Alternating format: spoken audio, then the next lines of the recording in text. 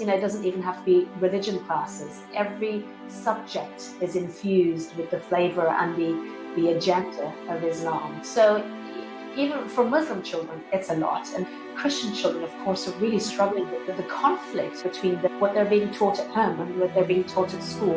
And so much is tied into their success in their Islamic studies. They have to memorize Islamic scriptures, the Islamic prayers, and even the ability to participate in field trips, in sports, in any sort of class rewards. They're all tied to how they perform in Islam.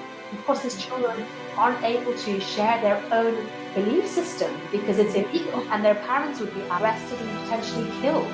So these children, you talk about 5, 6, 7-year-old children who have to carefully keep their faith secret, pretend to be Muslim, pretend to abide by what's being talked about at school. It's so difficult.